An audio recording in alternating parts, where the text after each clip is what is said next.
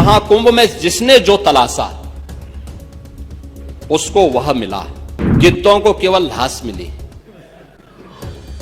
सूअरों को गंदगी मिली, संवेदनशील लोगों को रिश्तों की खूबसूरत तस्वीर मिली। जिन लोगों ने अपने समय में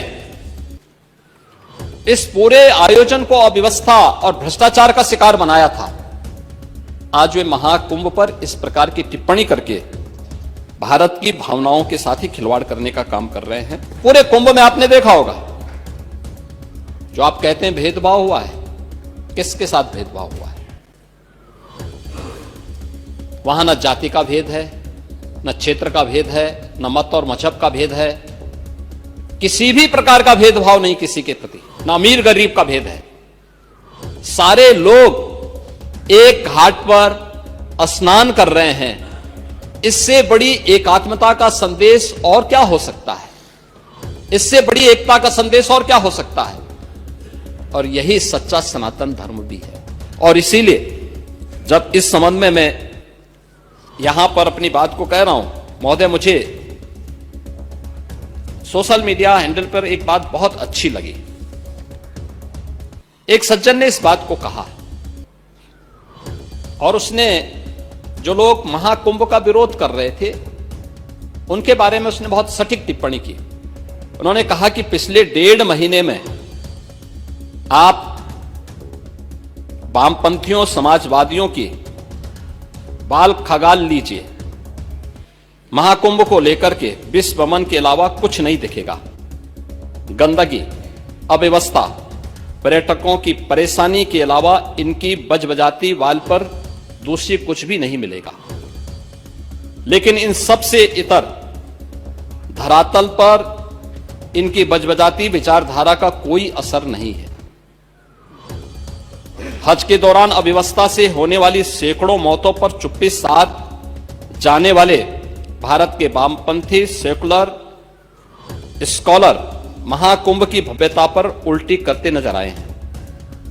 हर बार इनकी कोशिश महाकुंभ को बदनाम करने और फेल करने की रही, लेकिन ऐसे तमाम लोगों की मंशा को दरकिनार करते हुए करोड़ों लोगों ने आस्था की डुबकी लगा करके इनके जले पर नमक छिड़कने का ही काम किया है। उन्होंने आगे लिखा है कि महाकुंभ के दौरान दुखद हादसा हुआ, इसके बाद भी आस्था और विश्वास तमाम परेशानियों पर भारी पड़ी। तीर्थयात्री समस्त परेशानियों और मुश्किलों का पहाड़ चढ़कर भी प्रयागराज महाकुंभ पहुंचे, वहां से स्नान कर खुशी खुशी वापस लौटे। रिश्तों के जटिल समीकरण का परिभाषा गढ़ता महाकुंभ अब समारोह की ओर है, लेकिन यहां से निकला संदेश हर सनातन के मन में अमिट छाप छोड़ गया है, जो वर्षों तक लोगों की बतकही और कहानियों में जीवंत रहेगा। हर तरफ अपनी मां और बुजुर्गों को महाकुंभ में अनाथ छोड़ देने वाले बेटे रहे हों, तो दूसरी तरफ अपनी सास को पीठ पर उठाकर कुंभ स्नान कराने वाली बहू भी रही है। लेकिन सनातन विरोधियों को नजर केवल गंदगी पर पड़ी। मैं अध्यक्ष महोदय वह चित्र लेके आया हूं। ये देखिए, एक बहू है, अपने सास को पीठ पर लाद करके जा रही है महाकुंभ स्नान करने के लिए।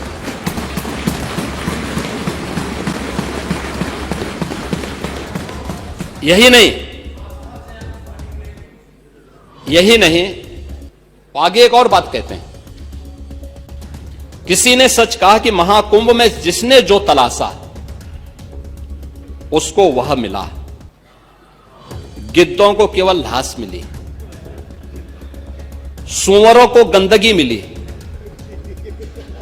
संवेदनशील लोगों को रिश्तों की खूबसूरत तस्वीर मिली, आस्थावानों को पुण्य मिला, सज्जनों को सज्जनता मिली, गरीबों को रोजगार मिला, अमीरों को धंधा मिला, श्रद्धालुओं को साफ सुथरी व्यवस्था मिली, पर्यटकों को अव्यवस्था मिली, सद्भावना वाले लोगों को जाति रहित व्यवस्था मिली, भक्तों को भगवान मिले।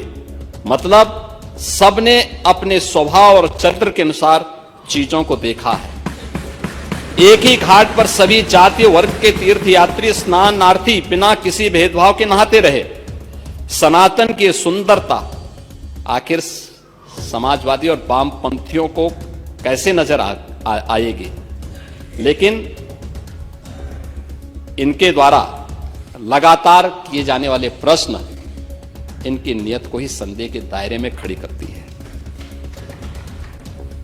महोदय, ये टिप्पणी अचानक नहीं है। ये टिप्पणी भारत की टिप्पणी है और भारत की भावनाओं की टिप्पणी है। और जो स्वयं कुछ कर नहीं सकते थे, जिन लोगों ने अपने समय में इस पूरे आयोजन को अव्यवस्था और भ्रष्टाचार का शिकार बनाया था, आज वे महाकुंभ पर इस प्रकार की टिप्पणी करके भारत की भावनाओं के साथ ही खिलवाड़ करने का काम कर रहे हैं। और मैं तो केवल इस बारे में एक बात कहना चाहूंगा कि महाकुंभ ने पूरी दुनिया को भारत की सनातन एकता का संदेश देकर के एक भारत श्रेष्ठ भारत के प्रधानमंत्री मोदी जी के विजन को ही चरितार्थ करके दिखा दिया है कि विश्वास है तो पूरा भारत अपना सहयोग देने के लिए उतनी ही तत्परता के साथ खड़ा है जो महाकुंभ में दर्शन होता हुआ दिखाई दे रहा है।